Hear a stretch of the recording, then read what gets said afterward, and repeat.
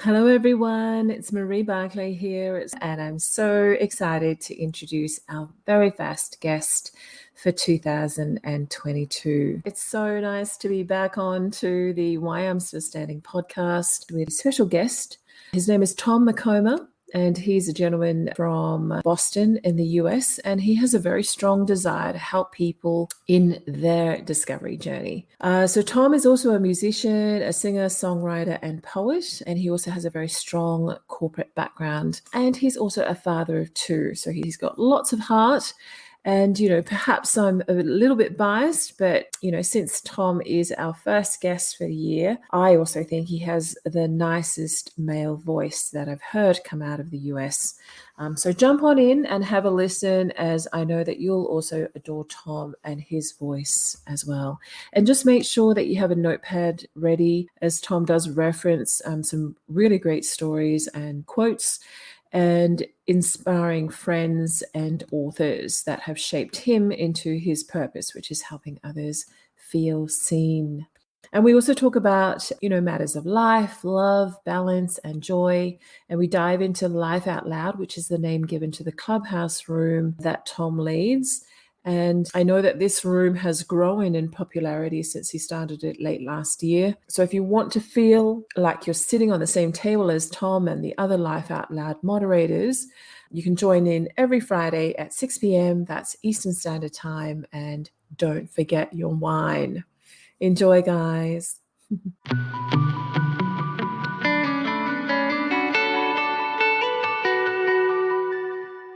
Hi. Hello, Tom. Hi, can you hear me? Yes, can you hear me? Yeah, I can. Perfect. It's always nice to, put a face to... Yeah, have an actual, right. Don't you just hate it when you go into like a Zoom meeting and there are just so many people that won't show their faces, right? Ever. No, they never want to. It's the one thing, if you look, you have the occasional time where it doesn't make sense, but I'm with you. Show up, be seen, be part of it. Yeah. So it's so good to see you. And thank you for coming on board and, wanting to be part of the Why I'm Still Standing recording. Absolutely. My pleasure. And thank you for connecting with me about this. Excellent. So are you ready? Yeah. What do I have to lose? There's nothing like just going straight into the boiling hot pot. No, that's it. It's awesome because I think you also said you are also thinking about doing a podcast under the same name as your Clubhouse. Yes, right. And you just will learn so much more about yourself. And so right. And I've been around recording for a long time, but it's different. You really want to, because there's two things, right? You're trying to get a message across, first of all, and you're trying to keep your audience interested. Yeah. But you also want it to be as natural and as real. You don't want to build something that isn't accurate. That's right. And I think you're sort of heavily into authenticity and, just being real. It's a journey, but yeah, that's really what it is for me. Good. And I have to say, I'm looking forward to the conversation. Oh, fantastic. Yes. We've had a conversation a week ago. So, we've got to know a little bit about, what you do and what the Why I'm Still Standing platform is all about. And I will bring up some of those, some core questions, but feel free to come back to me if you would also like to ask questions as well, right? I will. Absolutely will. All right, Tom. Now you're in Boston, yes? Yes. So I'm just outside of Boston in Massachusetts in the US, right? So you're up near Rhode Island where I've traveled to when I was in New York. So I know sort of where... I'm about halfway between Boston and Providence, Rhode Island. And I never expected to stay here my whole life, but this is where I have lived for my whole life. Here, I did get a chance to travel and see the world a bit. I got to the UK and to Australia and to Brazil and France. And there's so much that you pull back when you go to other countries and you realize that this is not necessarily the bastion that we all might think it is. There's a whole vibrant world out there that we all deserve to see. Yeah, a plethora of a range of things, isn't there? So, yeah, absolutely, yeah. And I think the exciting thing is that you find people at different places in their journey, right, through life, and I think it doesn't necessarily matter where they're from. I mean, everybody, obviously, culture is going to play into it. History is going to play into it. But in the end, it's people really just trying to find themselves and find those in their lives as authentically as they can. Yeah, definitely. And because we're all changing as well, right? So in terms of not just within ourselves, but within relationships. So the relationship that, say, you had 3 years ago is going to be completely different to something that you would have today, right now, because you're a completely different person. I think we do ourselves a disservice by growing up believing that love is this stagnant, one defined romantic moment, and somehow that burst of energy is going to sustain you forever, the rest of your life. Right? It's not a fairy tale, unfortunately. No, I was thinking about this because we spoke a little about this last time, and I was thinking about love, and I really put some thought into what is it really that love is, and I see it as space. I think truly it's holding space for two people to be as vulnerable as they can be, to just show up as their true selves, but also with the understanding that they're trying to be their best selves. Yeah. But that doesn't necessarily mean that's going to happen, right? So it might mean that one person needs to leave or you need to leave. But love in itself is still that space. And I think it's a choice you make to hold that space independent of what might happen and may never actually come back to fruition. Yeah. But the love is still there. Yeah, definitely. I believe that love never ends, right? Truly. But I do recall asking you that question previously, and you did say that love is a choice. And I was going to ask you to expand on it, but I don't need to, because you put it in a nutshell just then. But what's funny? It is a choice, but I think I think that we just think it's this if somehow we're not feeling this perfect nirvana, that somehow we're failing at love. And it's, years ago, for somebody very dear to me, I had written a story, and it was this bit of a fantasy about, what if there was somebody who kind of owned words, the master of words, and what if love and joy and happiness were these kind of people, right? And it was a conversation between the master of words and love was concerned because love felt like he wasn't present in this relationship. And the master went in to say, you're not just a word. Many of these other things are words. We can describe them easily, or we can use feelings to help us understand what they mean. But love in and of itself is the essence of everything in and around. You don't see it, you don't touch it. Yeah. You just hold it, and you hold it dearly. You are love, right? You're love. I'm love. You are love in yourself. And hopefully, hopefully you have the energy to be able to hold space for that love for someone else and continue to have it be a choice that you respect. Yeah. I'm a great believer that when you fully love yourself, you're then able to give fully to someone else. And I think I've experienced both, being with someone who didn't love me and then someone who loved me so much. So, you got to experience something really horrible and then something really grand. Not too many people would get to experience that, right? But did you want to expand on that even more? Because I love the word love. So the word love will be coming up quite often.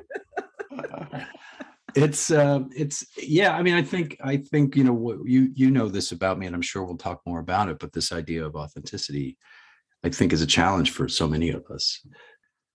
I feel like we have this pressure in the world to be something greater than perhaps we're comfortable with. That if we don't have a story to tell, if we don't have this idea that we've morphed into something new every 3 to 4 or 5 years, that somehow we're not living a great life. But I don't think it has to be that. And I think it's a journey that a lot of people don't know how to begin. And so, when it comes to love, I think many of us give up too quickly. At the same time, I think a lot of us don't understand boundaries and don't know how to set them for ourselves, certainly. But I think that just creates this need for people to be continually interested in what love means to them, what those in their life mean to them, and to stop considering the search for themselves as some selfish pursuit.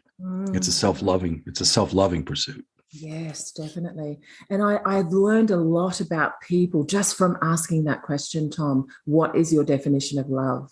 It's really quite beautiful. And I'm sure that I will, take all these little bits and pieces and perhaps, I don't know, make a poem out of it, make a song out of it.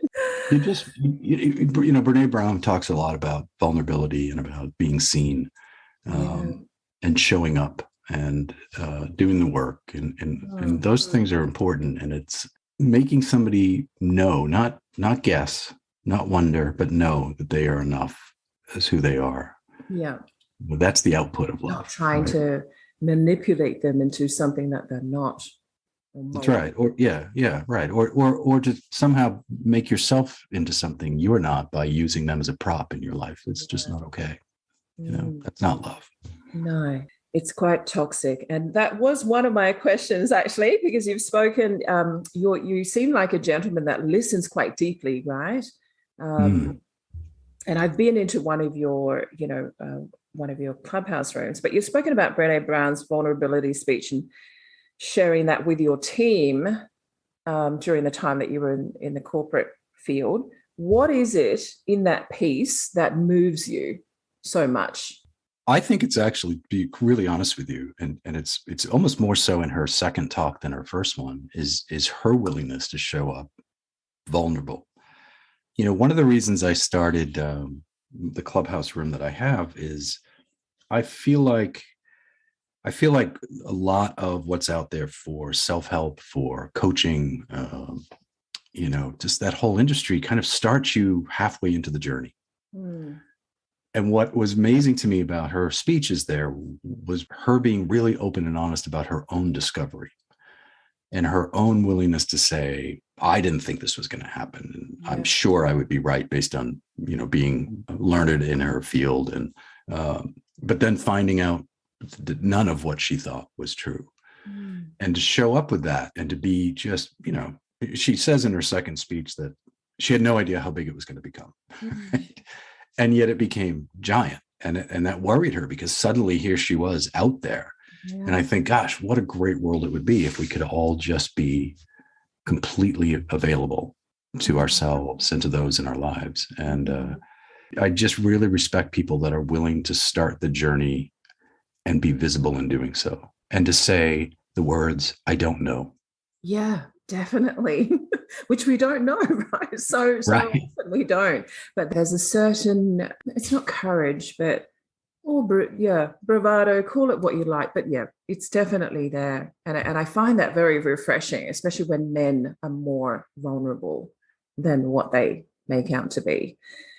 Which is not easy to do in society because it's not something that is really supported, or at least I think it's getting there. But I think for the longest time it was, men really shouldn't show up as be just shutting off their feelings and not sharing what they feel. Or they should already know, and it should already be there, and they should have already arrived, and they should already understand themselves and everything else that they need. And instead of saying, you know what, I'm guessing too, just like you are. I'm a fan also of Brendan Bouchard's work, and a few weeks ago we were talking in the club about the term clarity. And one of the things that he says about clarity is a decision, not a destination. And I love that line because, again, it's about saying, I'm choosing to go find out who I am. I'm choosing to find out what my purpose is. I don't know what it is yet, and I don't know which road is going to get me there. But I'm not going to get there at all if I don't at least embark on that journey. You don't start, right? It's a bit like wanting to change, but not knowing what you want to change, and therefore you just stay stuck. That's right. That's precisely it. That you have to give yourself permission to try. Yeah, to take action and just do it. So why don't you give Life Out Loud a bit of a plug and give the listeners a reason, the reason why you decided to start the room? Sure. So what even is Clubhouse? Because not a lot of people here in Australia. No, I get asked that. I think I get asked that more than I get asked, about the club, right? By the way, what is this thing? It's so I don't have all the history of how it started, but it's about, I'm going to say, and I could be a little off here, but maybe a year and a half old now. It came out, as the pandemic was really heating up. And the idea behind Clubhouse is that it's conversation based. So rather than Facebook, where you're out there sharing your dinner tonight and everybody's happy in the club, Clubhouse is real voices. So it's you're not seeing each other, but you're having real time conversations. And what's really compelling about it is it's a global audience. Yeah. And it's an interactive audience. So it's not about just listening to one person pontificate. It's about getting people really involved in a conversation about things that matter to them. And granted, there's a lot of stuff out there that's fun, that's goofy, that's silly. And then there's rooms that are more poignant and more concentrated on becoming the best you can be. Yeah. So I got a what's alive. That? More, it's so alive. It's so. I mean, I was in a room not too long ago. In fact, I got an invitation from a former colleague who just happened to say, "You might like this," and I have an extra invitation. At one point, it was invitation only. Now it's open to anybody. Anybody can go on there. And at one point, it was iPhone only, iOS only, but now it's Android as well. So I got the invitation, and I happened out there. And about probably the fourth or fifth club I got into was Arthur Rutledge's Agape room. Yes. And Jeff Massoni contacted me and he said, "Hey, on Monday nights, I do this conversation about leadership. I'd love you to come and co-host with me." And so I started doing that with them. And that's been a fantastic conversation on Monday nights. And so, in fact, we recently did a room for 8 hours. We talked about leadership for 8 hours. It was, I don't even know how we did that. And I might never. One room, right? One room. Yeah. Oh, yeah. The whole time. And the thing about it is it's not like, the Jerry Lewis telethon that you used to have. And at 3 a.m., there's 4 people watching.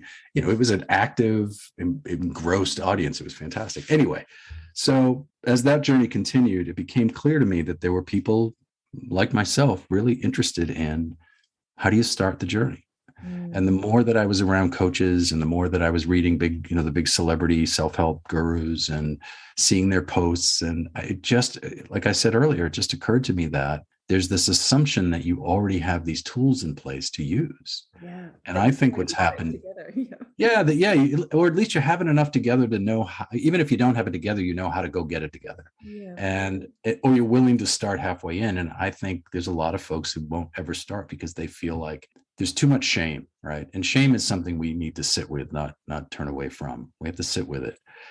Susan David talks about how emotions are signposts. And in her book, Emotional Agility, she talks to this quite a bit, where you aren't angry, but anger is telling you something. So you need to sit with it and listen to it, right? And the same with shame, and the same with authenticity. So I've been talking about this idea with a few other folks that were in other clubs and also in Agape, and decided to start Life Out Loud as the club. And the first room is called Leaning In, the Search for Your Authentic Self. And so what we've been speaking into are topics like curiosity, forgiveness, permission. I'm sure we will get. I think you said one. What's that? Surrendering. Surrender is Friday night. It's this Friday. We'll talk into surrender. I'm already predicting things. Yeah, right. There you go. And so, it's funny though, because sometimes people think of surrender and forgiveness as the same thing. I see forgiveness as facing something, turning to it. And I see surrender as letting that thing go. And sometimes that thing is us and what we think we are. But these conversations have been cathartic. They've been emotional. They've been real. The people that come in who are willing to show up as their truest self, or at least admit that they're also on that journey of trying to find out. So the goal is anything we do in Life Out Loud should have an element of starting. If I did the leadership lounge, which we do in the Agape Club, in this club, it would be more about starting your journey as a leader. This one's about starting your journey as an authentic person. And so far, it's been an amazing response. We had, I think, 300 people in the room the other night and spoke for 5 hours about clarity. If you told me a year ago I'd be having a 5-hour conversation with strangers about clarity, I don't think I'd agree with you that would happen. But 8 hours that you were just talking about from previous weeks. That's right. That's right. I don't know how I find the time, to be honest with you, but it's really it's a beautiful experience, isn't it? And I remember Arthur because I'm also privileged to have Arthur come on as a fantastic podcast guest as well. But I remember him saying, give Clubhouse a go, like just lean into it. You'll find it amazing. So I'm in the process of doing that, Tom. Yes. And it's funny is I think there are probably people who, when they started out on this, if they were there in the beginning, just saw a lot of, I know people who have said to me, oh, I don't have time for all of the game playing. But that's really not what's out there. I mean, there's rooms out there that talk about wine. There's music rooms where people actually play live. There's a great room called the Songwriters Academy, and it's folks that have won Grammy Awards and Emmy Awards, and they're there to give tutelage to people that are aspiring musicians, and they help them with grace and humility, and you learn a ton. Well, that's the funny thing, right? Is that it's this idea of there's something about when it's just voice, much like podcasts, right? When you're just listening to a podcast, you can't fake it. People can hear when you're trying to make it up. If they see you, you can distract them. You can distract the message with the way that you physically perform. But when all I have is your voice, I damn well better be listening, right? Yeah. So the thing that I always try to do is key in on what somebody, and this is this is a developing skill of my own. I'm sure there's people in my life that could say, well, boy, I wish you listened like that when you knew me. That would be something my husband would say. Yeah. Right. But I purposely try to take notes on things that somebody said early in the conversation. People can come out and they might talk for a minute, and they might talk for 5 minutes, and they might talk for 15 minutes. But I don't like to just follow up on their last sentence, because then I feel like, well, you weren't heard, and I think you took the time to show up vulnerably and speak into things that are difficult to speak to. This is not easy stuff. I think there's those out there that want to make us believe it's easy. If we look back in retrospect, some of these things might feel easy, but at the moment, when you're just starting out, it's difficult to really embrace your truest self. Yeah, well said, Tom. Well said. You have a very commanding voice. And I remember asking you, have you had lessons, right? Have you had speech coaching lessons? Right. And you said you hadn't. So, but I don't believe you need it. Well, no, not entirely. No, that's not entirely true. So I did early on, years ago now, I'd gone to broadcasting school. Right. And I spent about a year or two on radio doing morning DJ work. This was that industry was really changing and getting away from kind of free form radio announcers. So I left it, and everything that's in this voice now I was born with, even including not much of a Boston accent either, to tell you the truth. If people say, "Where are you from?" Boston. No, you're not. Where are you from? No, I'm from Boston. Yeah. I think he was saying they don't pronounce that, they cut off words, like they tend to cut words off, or they draw words out.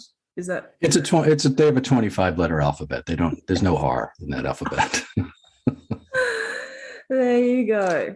Now I know that you're really into leadership, right? And I guess for me, you stand out as a leader. And one of the things that I know is that leaders, they need to be inspiring, but they also need to be inspiring both in thought and action. Right. So, and you know what, I've asked you a question in the past about, how you inspire other people. Where are you with that right at the moment, like right now, in terms of your inspiring of others? I think you've even spoken about this in one of the rooms. So even though I'm not currently, what I'm doing, really spending my time mostly on is what's coming out of Clubhouse and these conversations about really finding yourself and helping others do the same thing. In my corporate career and in kind of the sideline that I do now, some consulting work that I do, I think it's the willingness to encourage people to be, again, heard, right? And one of the things that I'm a fan of, there's a person I'm a fan of named Margaret Heffernan, and she, again, she does a great TED Talk, or I think she's got 3 or 4 now. And one of the things she talks about is creative abrasion. It's this idea that conflict should be safe, and that assumes that there's respect. But this idea of allowing people to come at a situation with their own viewpoint and hoping that leads you to a better solution than you thought you could come up with. I think one of the problems in leadership is that leaders think they've got all the answers. Leaders are there to mine the answers. They're not there to have all the answers. And that means you've got to be willing to take feedback from others. I remember years ago, I had somebody that worked for me, and he came to me and he said, we had a one-on-one, and I said, is there anything I can do for you? And he said, well, yeah, there is. He said, I think that you are managing to the lowest common denominator. And I thought, well, that's pretty cheeky to say. But okay, what do you mean by that? He said, well, look, you have somebody in staff that you think can't manage customers the way that you want them managed, that can't learn the technology the way you want them to learn, can't manage projects the way you want to. So rather than ask that person to meet the rest of us, you're asking the rest of us to meet that person. It was one of the best pieces of advice I ever got. It changed the way I thought about leadership. It just totally made it a collaborative effort, because I think it has to be. Yeah. And this idea that I think leaders, again, it's I think when you start talking about these things, traditional leadership will sit there and say, we don't have time for what Simon Sinek always says, that they're not soft skills, they're human skills. We need to stop calling them soft skills. So I think you have this, if you want your staff to feel like what they do every day is important, you've got to make them feel like they have purpose. And you get purpose by feeling like you're involved in something, like you have ownership in it. Yeah. And when the only thing when the only thing you feel is that you're just a pawn in a game, then you're never going to feel like you have purpose. And so as leaders, I think it's our job to make sure that people feel like they're more than those pawns, that they actually have a voice. That's saying that leadership doesn't have to have a title, right? Mark Barzun talks about this constellation mindset, this idea of giving power away, not sharing power, but actually trusting people to go off and get things done and find their own constellations. In other words, if you look up in the night sky, you're not going to find Orion the Hunter unless somebody points it out to you. And so these, trusting your staff that they can go make these connections, and hopefully what that means is exponential growth for your organization. And if it's not an organization, maybe it's a church, maybe it's a volunteer opportunity, maybe you're an entrepreneur starting a small business. The same thing. It's about driving energy back to others who also want to do the best work that they can do. Yeah, and develop as well. So thanks for, explaining more about your leadership style and what that means to you. You're also a dad of two beautiful children, and I saw the other day on Instagram that your son has turned 3. Yes. Yeah, and your daughter's 17, I think, from memory, from what you just about 18. Yeah. So there's in a month. Years difference in my children. Oh, isn't that funny? Very, very lucky that you have a partridge pair, but they are obviously your world, your epitome of love and light. They are. I learned early on, and I will say that this is a continued journey that I'm not always perfect at by any means. You learn a lot in the first one, you apply it to the second one, and then you just apologize to the first one that you didn't apply it properly, right? But one of the things that I used to talk with somebody very, very, very dear to me about was, and this is hard, I think a lot of parents struggle with this. I always believed my parents loved me, but I never felt like I was the focal point of every decision that had to be made. And I didn't grow up thinking I wasn't loved because of that. And somewhere there was this shift where kids suddenly had to become the most important focus in everybody's lives. And I think what happens is they grow up with a sense of self that is not healthy. It's actually, it leans towards selfish, because they're not seeing examples of great loving relationships, right? That put each other first. I had a friend that lost her parents when she was a teenager. I remember she posted one time about feeling bad about going out because she wasn't going to be with her own kids. And I challenged her and I said, hey, do you remember your folks ever going out? And she said, every Saturday night, it was fantastic. It was like watching them just be in love all over again every time. And then she stopped and paused and she's like, I see what you're doing there. I said, right. I said, they put each other first that night, right? And they probably put each other first a lot more than you know, but you never felt otherwise because you saw an example of really true great love. And one thing I probably wasn't strong with with my first child, and she's amazing. She's a really bright, wonderful, creative, artistic young woman, but I wasn't great with consequences. And you learn that consequences actually show love, because it means I want you to learn things and I want you to take away these lessons, right? Not because I want you to feel bad, not because I want you to feel like you missed out or you lost a privilege, but because I want you to develop a skill to be the best that you can be. Yeah. It's almost like a sacrificial thing that we do as parents, isn't it? Yes. Well, it needs to be at some level, but I don't think it should be, like I'll jump in front of a train for these kids. I mean, right. Absolutely. You would die for them, right? Yeah. Yeah. Yes. But I think you also have to say there's limits. Life has limits. Limitless is a nice idea. It's a beautiful place to try to get to. It's a great spot for thinking about what you can be in life, but that you also have to have these boundaries as a parent that say, we're only going to do so much or go so far, or, I can only put so much energy into your needs right now because I've got to make sure I put them back into the household or into myself or into my relationships or my work, right? So that we can survive as a family. And if I'm just simply always turning around and saying you to the children, I think what happens is kids start to grow up with this entitlement, this idea that I'm the focus. It's like, when you get an athlete, a natural athlete in a school system who hasn't gone off to university yet, and they're the hero, the big one, and then they get to this university where everybody there is an athletic star. Yeah. And they don't know how to deal with it at first because now they're not the focal point. Everybody's the focal point, right? Yeah. I remember reading about the great violinist. She was an Asian girl, and very similar to the story that you were just talking about. Once she got into college, she wasn't the best violinist anymore, right? Whereas she was conditioned to believe that she was the best. Right. Right. And I think, look, I think we all mean really well. Of course, we adore our kids and we want them to feel like they're fantastic at what they do. We want them to feel supported, and but you also want them to grow up with a sense of, I've got work to do, and it's okay to have work to do, and it's okay to want. But I'm stunned by my daughter right now because as she finishes up, her senior year in high school, the things that have become important to her, I never would have guessed, financial well-being, the effort that she's putting in, prioritizing courses to know which one is going to matter in the long run more so.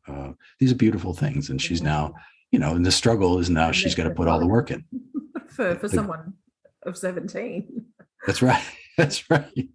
But yes, my son just turned 3, and he's a ball of energy. So he's fantastic. Yeah, lovely. One of the things I always think about when I'm talking about children, I remember also that I taught my son to take risks at a very young age. I wasn't one of these mums that said, don't climb the tree. I was one of the mums that said, climb the tree, but make sure that you put your foot in the right placing, right. That type of mum. Right. Whereas I think, we tend to mollycoddle our children and there's this take risks outside of what you believe are the norm. So. I think there's this thing that happened when the internet connected all of us, is suddenly every news story feels like it's happening in our yard, right? In our house.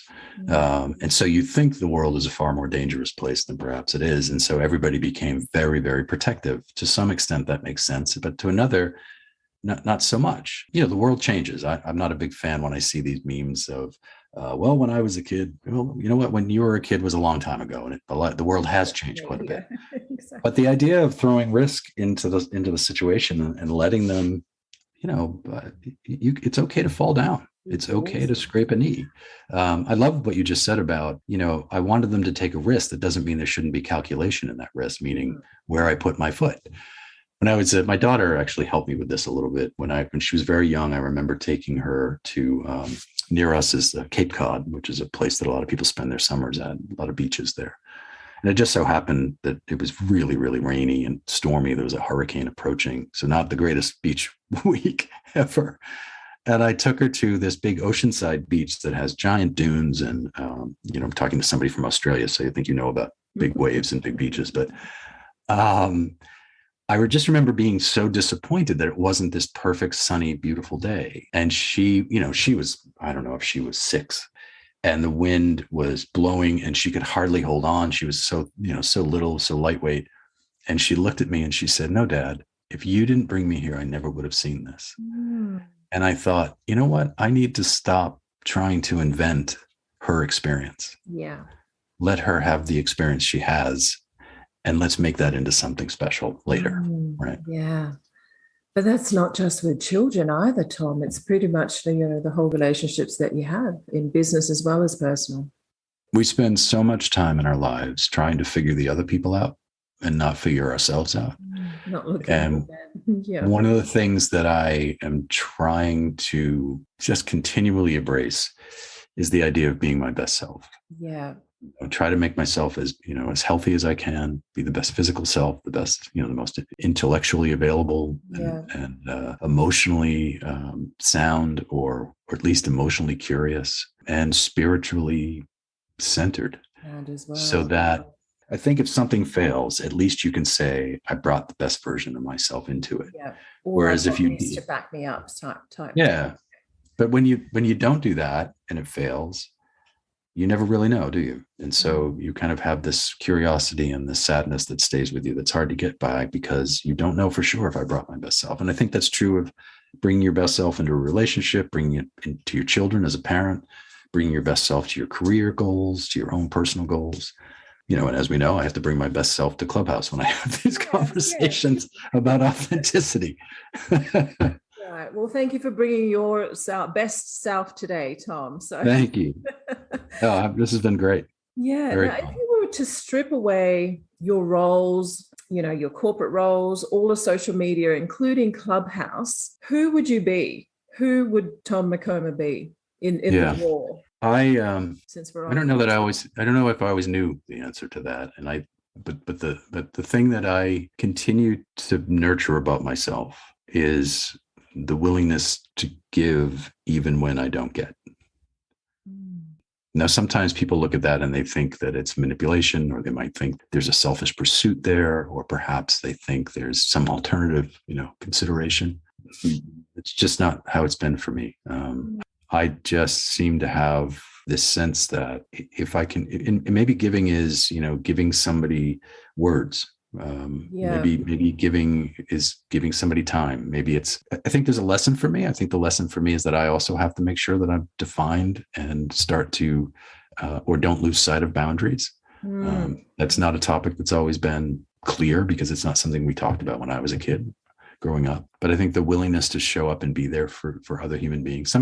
It's very odd, because just yesterday, somebody I worked with about a decade ago wrote me today and said, I just want to thank you for all that inspiration years ago. And I thought, my goodness, where did that come from? Right. Yes. So I was challenged recently to come up with my goal in life, my purpose. And I think, it was hard. This was not an easy place to get to for me. And one night I had a conversation with, I read a story about somebody's life that had just been so amazingly altered by somebody who had no reason to do so. And I thought, that's it. That's what speaks to me the most. So if I can use time or effort or energy to help somebody realize a life they never thought possible, then I'll leave this world happy. Doing something, yeah. Then you're doing something for. Well, you're actually showing up for yourself too, right? You're not just showing up for others. You're also showing up for yourself, because you find this of such importance that you're driving your energy towards that. Yeah, you have to, because if you don't, then you're not going to bring anything to anybody if you're just depleted. And that's, I've learned that the hardest way, is that if I'm not putting the time and energy into me and being the best person I can be, I'm going to be depleted pretty quickly. To mirror that to others. Yeah.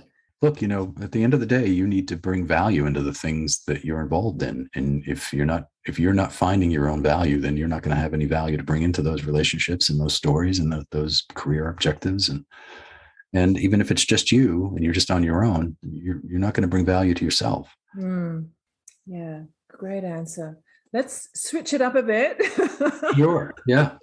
You're quite a creative guy, being a musician, a singer, songwriter, as well as a poet. Right. But what is a talent that you have outside of this? Outside of those things? Yeah, outside of those things.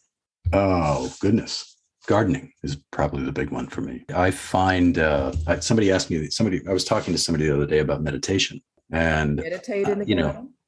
Yes. So I do. And I struggle with, like a lot of people, I struggle with meditation because my mind is just, it's just going everywhere, all sorts of directions. But I found that one day when I took, I took somebody's mantra out with me, or there was it was Clubhouse. There's meditation rooms in the morning. Lisa Abrams does a great one. And I was listening to her, and I went out and gardened, and I literally just heard a podcast 2 days ago with somebody else who does this. There's something about gardening that doesn't take any mind. It's just natural to me. It just comes, right? The way that it just, whether it's weeding or it's planting or it's hands in the dirt, there's something really natural there for me. And sunshine, yeah, all of that. And even if it's not sunny, it just allowed me to listen without my mind going somewhere because I was doing something else. But I didn't have to put energy into my thoughts when I garden because it just becomes so natural to me. Yeah. And it's funny, I said recently, one of the quotes should be though, shouldn't it, Tom? Like your entire life, not just gardening yeah, it should be more natural, the flow of it, I guess, right? But do you find that yourself? In terms of gardening? Well, or anything. I have really. a garden, firstly. So I have a huge planter box, but I do have plants. And I actually came into one of the rooms right at the very end, and I loved the analogy that you used about plants, right? Because plants don't need water. Plants need a good planter, because if the planter is not well, then the plant is obviously not going to grow and flourish. I had a quote that you might be referring to the quote out on social media that I put out. And it's that, stop trying to be the plant. The plant grows the plant. It's the gardener that creates the environment for the plant to grow. Yes, that's and it. So, and I think a lot of us try to be the plant, and then why am I not growing? Why am I not changing? Why am I not, getting to where I want to get to? Because you're trying so hard to be the plant, but the plant doesn't need you to be the plant. It needs you to create that environment around it. Right? I love that. Thank you. But it's true. I think you learn, the thing you learn about plants is that my mother was like this. And I think it's always inspired me. She was quite the green thumb, and she never, when you do plantings, there's zones that certain things will grow in.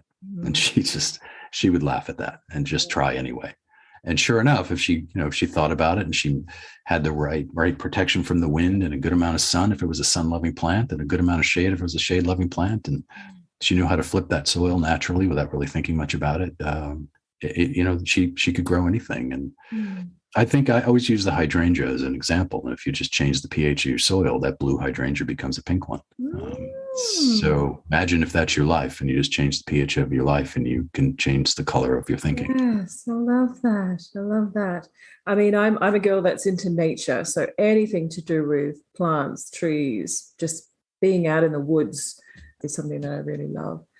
But also the water is, we were just talking about watering of plants. That's also another place that I can, go to and feel as if I'm home. And when I think about watering plants, it's like letting yourself cry, right? And if you hold in those tears, I think of so many of us just think, and I've not been a particularly emotional crier in my life, and I usually stay pretty even keel.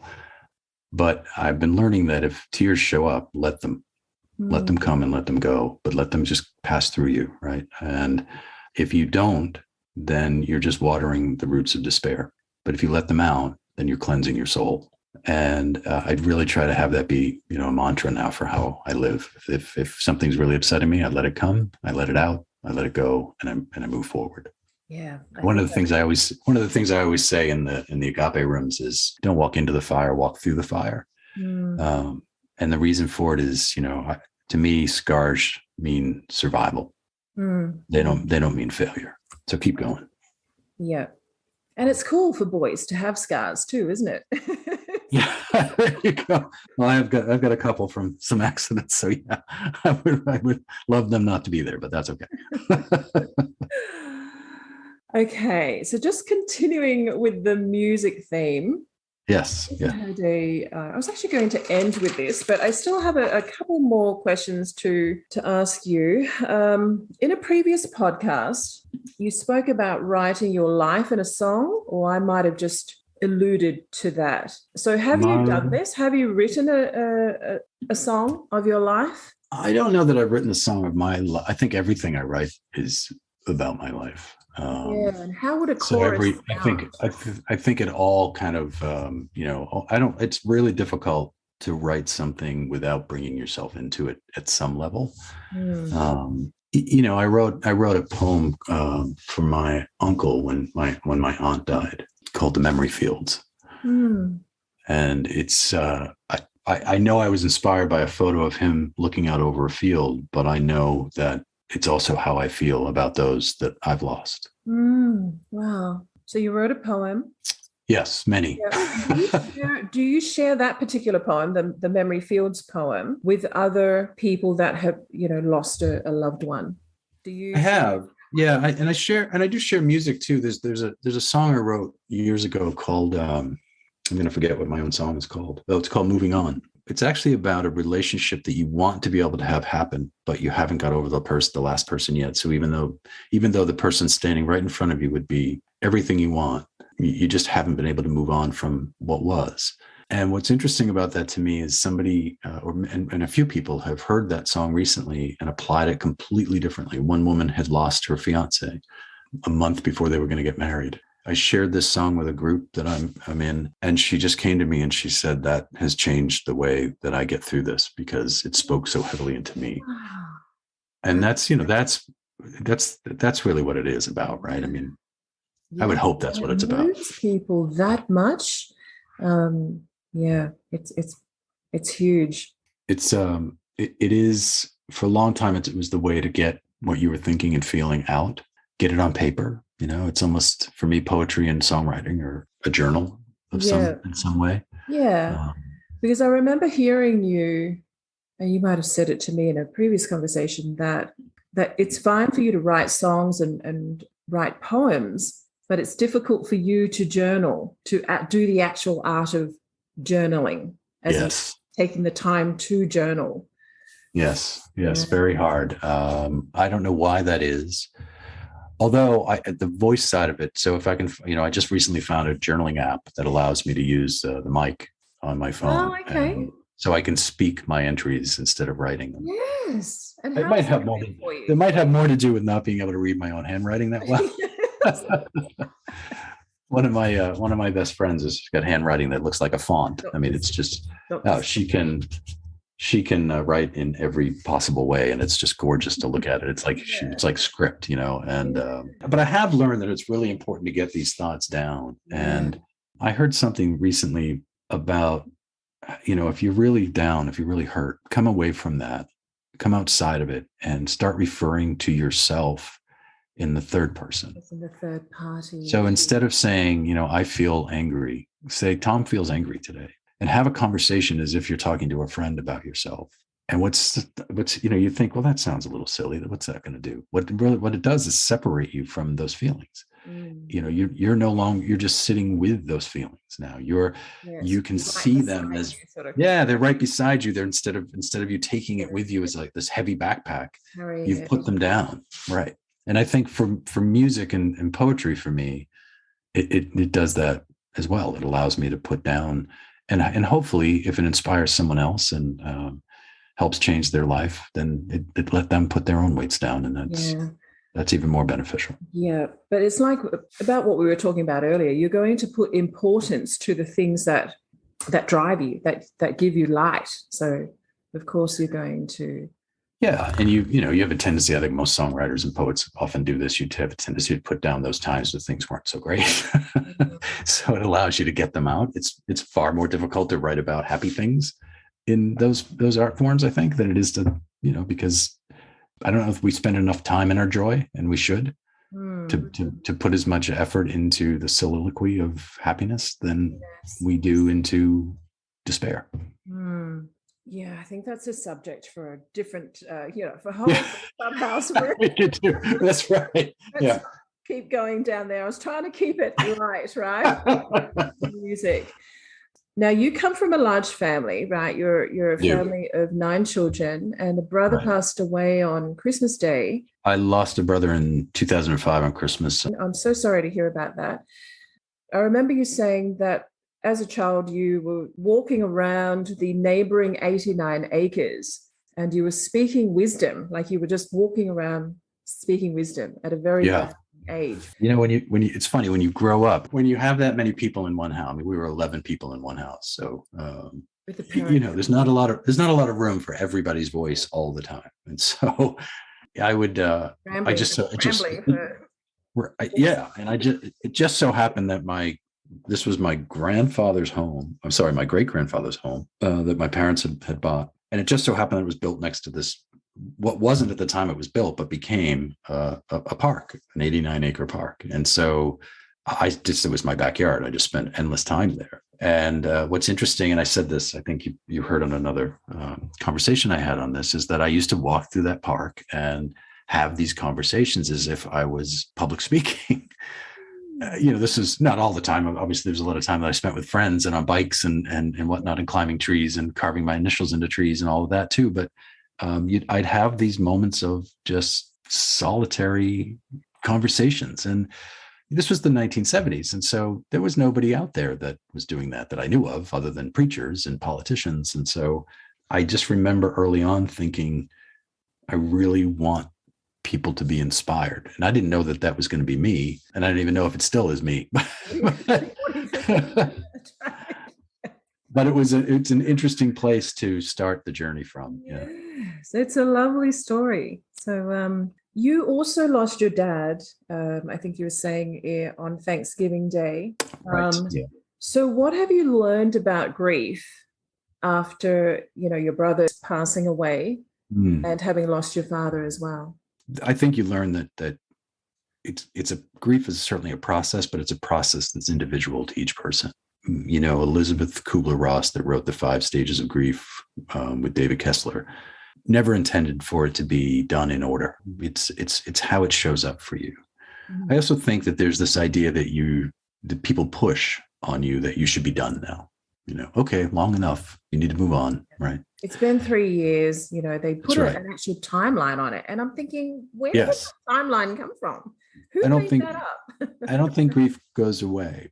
But I liked, I mentioned David Kessler just now, and he wrote a book recently called, he helped Elizabeth Kubler-Ross with the 5 Stages of Grief. And then he ended up losing his own son. And he went back to the family and said, I think there's a 6th stage. And the 6th stage is finding meaning. And I think that there's inspiration there for me, is to try to, it's not to live inside that grief, but to, look, if somebody leaves your life, if somebody leaves your life because of death, there's nothing you can do about that. So you choose how that shows up for you. If somebody leaves your life for other reasons, that's on them. They own that. And what you can do then is live in your memory with that person the way it works for you in your life. And I think one of the things that we don't do for those that die is we don't forgive them for dying.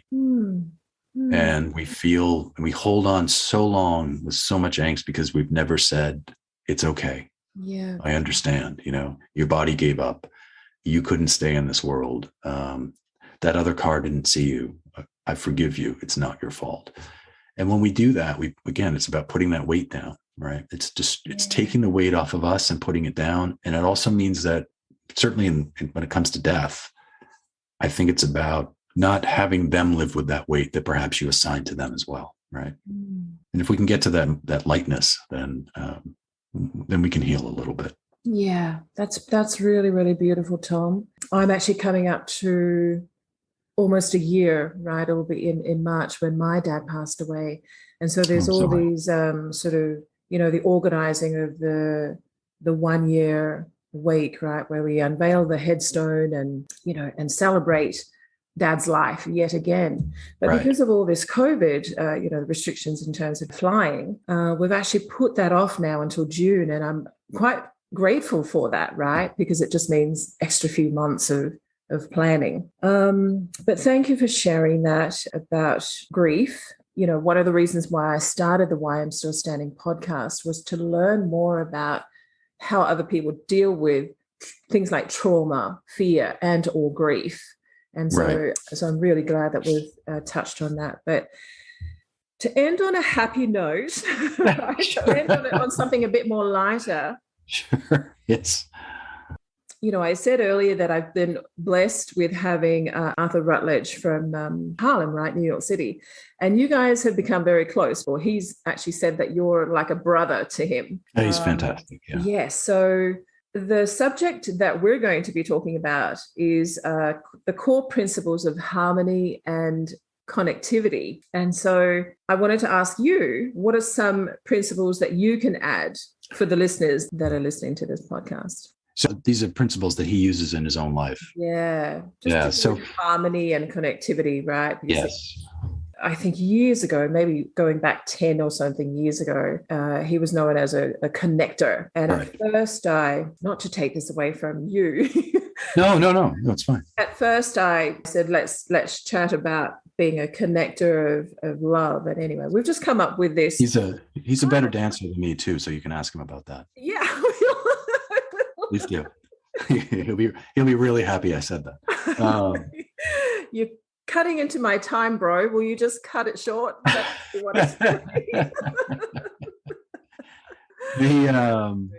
I think when I think about these things, I love that word harmony. I have a friend, David McNeff, that wrote a book called The Myth of the Work-Life Balance. Mm-hmm. And in that book, he uses the concept of harmony. And I used to always call it balance, but it's really more about harmonizing your life, right? That there's these areas of your life that you need to balance out. And what happens to most of us is we put all of our energy into one or two of those buckets, right? We're looking for the big career and we want the perfect family and we're trying to buy the house. Travel to the best place, that sort of thing. But we give up our creative side and we give up maybe our spiritual side, and we give up, maybe not give up, but we don't put any energy into them anymore.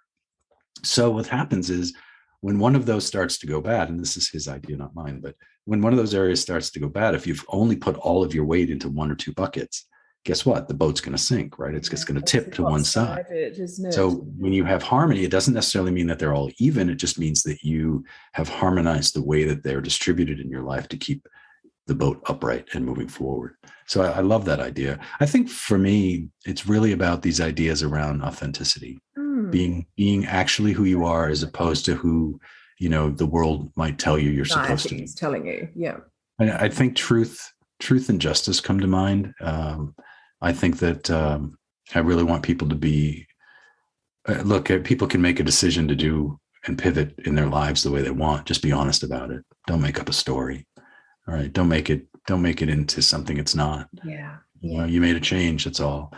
In the room, we were talking earlier about the Life Out Loud Clubhouse room, and the topics that we've spoken into have been important to me in this regard. I mentioned them earlier. Curiosity is a big one. Are you thinking about your own life? Mary Morrissey loves to say, think about what you're thinking about. Yeah, and notice what you're noticing. I love her as well. Yeah. Yeah, where are you putting your energy, and how is that distributed in your own thinking? And so if you can approach your life with curiosity, if you can then have a sense of give yourself permission to grieve, give yourself permission to leave, give yourself permission to stay, right? Yeah. Give yourself permission to forgive others. And then in forgiveness, put the weight down that you've been carrying, or face yourself in the mirror. As well as part and and as we'll speak into Friday is surrender, is about letting go of these things and saying, I have no control over it. Why am I holding on anymore? Right. Yeah. So those things speak to me really strongly. Yeah. Well, thank you for that. So this Friday, so your Eastern Standard Time. So it's 6 p.m. Eastern Standard is the club is Life Out Loud in Clubhouse. The room is I think it's slightly named different this time, but the room is basically on surrender. And it's just about showing up and being willing to, look, people can show up and listen. They don't have to come up on stage and talk. And by the way, on stage is a virtual stage. They can, but if they want to, they're welcome to. Coming down off it. That's right. That's it. So, but it's a great way to just start that journey of finding who you are. And look, the truth is along those conversations, if I said I wasn't finding who I am, I'd be lying, right? And I think there's certainly a benefit for me beyond just being the moderator of that space and the creator of that space. It's always a lesson for me too. I always walk out feeling like I learned something about myself as well. Like you've become an encyclopedia, right? In like 1 or 2 hours. It's just amazing. It's amazing what you get from you folks. get out of it as someone who is so generous of your time, Tom. The instigator of, the one that has given purpose to Life Out Loud, very similar to what I was just talking about earlier, about me giving life to the Why I'm Still Standing podcast. So as an ending, Tom, good luck when you start your podcast for Life Out Loud. I know. Yeah, I'm looking forward to doing that. And it's believe me, I'll be contacting you for tips, no doubt. Please do. Please do. I actually teach it as some of my, some of the lessons. Oh, that's fantastic. I'm excited about it because I don't think there's anyone in this life that should go through it not feeling like they're seen. Yeah. And if I can help somebody feel seen, then it was worth the time and the effort. Yeah. Excellent. Lovely. Now, thank before you finish, is there anything else that you would like to add? Any other special words of wisdom before we leave? Oh, I think just the thank you for your kindness and your willingness to do this and have these conversations. I think these are important conversations, and it's an exciting time. I don't know if everybody understands how much is available to them. I always say in the room, if you know more about the Kardashians than you know about yourself, then you need to start thinking about the mix, right? Take a step. There's so much available, I think, but I go back to what I said a minute ago. Think about what you're thinking about. Yeah, but you also have to be open to it, right? You have to be at a stage in your life where you're open to it. You might not be, you might not be open to that. So it's about right. And so if you're honest about that, right, then what is my life going to look like if I say hung out with these 5 people as opposed to the 5 people that my environment is currently. I said recently that the hardest part about riding a bicycle isn't pedaling it; it's the balancing of it. But we continue to try to learn how to pedal rather than re-asking the question. So for me, the biggest thing you can do in your life is reframe your questions. Reframe the questions you ask of others and reframe the questions you ask of yourself, so you really know what it is you're trying to learn. Yeah, definitely.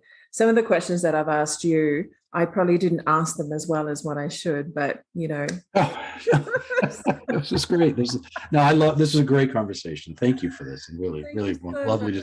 So good to spend time with you. Thank you. Yeah, thanks so much. I'll have you come back on again. Yeah. Good. I look forward to it. Thanks so much. Thank you so much. Bye now.